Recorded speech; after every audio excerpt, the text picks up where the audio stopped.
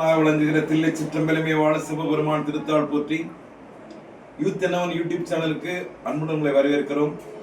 14/4/2026 சித்திரை 1 இந்த நாள் எங்களுக்கு ஒரு மறக்க முடியாத நாளாக என் வாழ்க்கையில் ஒரு நிகழ்வு. முத்தாலங்குறிச்சி காமராஜ் ஐயா. ஒவ்வொருவருடைய மனிதனுடைய வாழ்க்கைக்கும் ஒரு ஏற்றம், ஒரு உயர்வு, ஒரு ஆன்மாவின் மூலமா கொடுக்கப்படுங்கிறது மனு தர்மம் சொல்லுது. ஐயா பிறந்தது சிறுவைகுண்ட பக்கம் முத்தாலங்குறிச்சி, நான் இருக்கிறது பொதியமலை அடிவாரம்.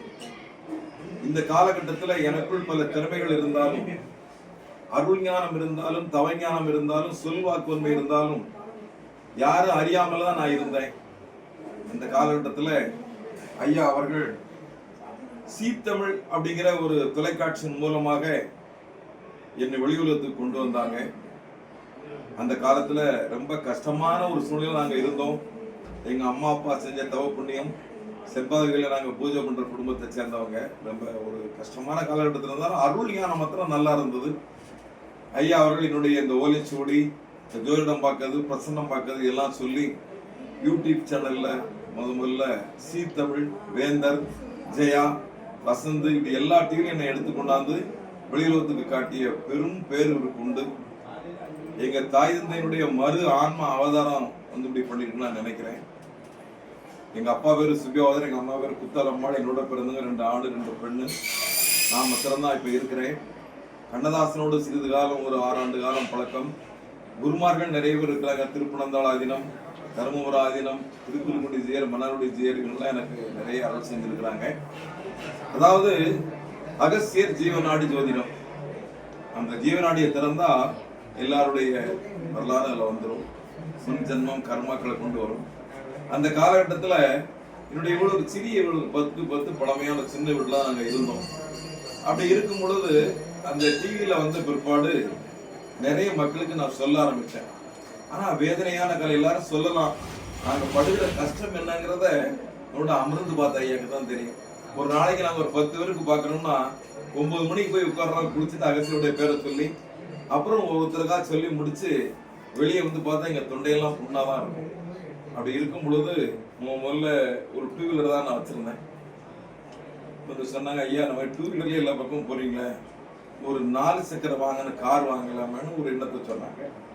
அப்புறம் இவர்கள் மூலமா உள்ள உயர்ந்தவர்கள், அதாவது மேல புதுக்குடி, அவர் நம்ம தூத்துக்குடியில் உள்ள கனியன்கோ, இந்த மாதிரி ஒரு பெரிய பெரிய ஆட்களை பார்த்து அவங்களுக்கு வாஸ்து பார்த்து கொடுக்கறது, ஜோயிரம் பார்த்து கொடுக்கறது, நிறைய பேருக்கு பிரசன்னம் பார்த்து கொடுக்கறது, சாமிகளை கொண்டு போறதுக்கு கார் வாங்கணுங்களே இல்லை.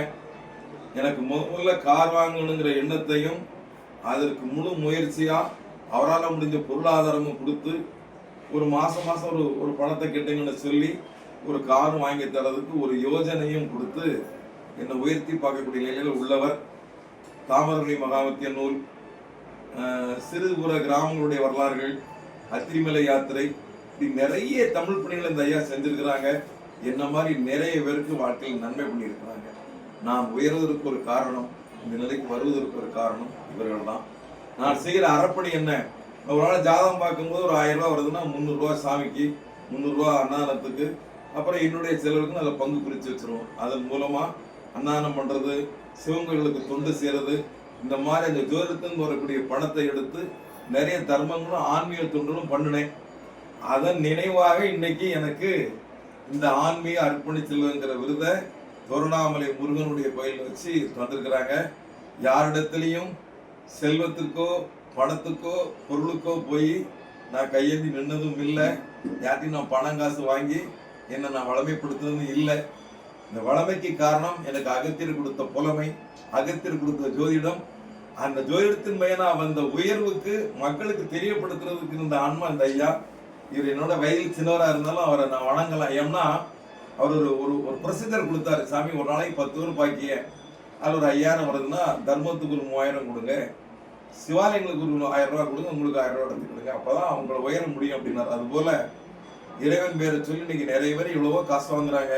அதெல்லாம் இல்லாம நியாயமா தர்மமா நடக்கணுங்கிறதும் என்னுடைய ஆன்மீக பணிக்கு ஒரு 3 கோலாகவும் ஒரு வழிநடத்தக்கூடிய ஆன்மாக்கள்ல நான் உயர்வுக்கு காரணமானவர்கள் அப்படிங்கிறதுல முதல்ல காசிமீதுங்கிற கிராமத்திலிருந்து என்னை வெளிக்கொண்டு வந்து காமிச்சு எல்லா மீடியாவுக்கும் காமிச்சவர். அதுவும் போக பணம் ஒரு பொருட்டல்ல அப்படிங்கிறதையும், பண சம்பாத்தியம் பண்றதுக்கு நிறைய வழிகள் இருக்கு ஐயா, ஆனால் ஆன்மீகத்தை சொல்லி வாங்கக்கூடாதுன்னு சொல்லியும் எனக்கு வருகிற இந்த வருவாயை நான் செஞ்ச தர்மத்திற்கும் ஆன்மீக பணிக்கும் எனக்கு இந்த விருது கொடுத்து கௌரவிச்சிருக்கிறாங்க. இந்த நாளில் இவரை வணங்கி வாழ்த்திக் கொள்கிறேன். எம்பெருமான் ரகசியர்களால மென்மேல் எங்க காமராஜ் வளரணும் அப்படிங்கிற வேண்டிட்டு இருந்தேன்.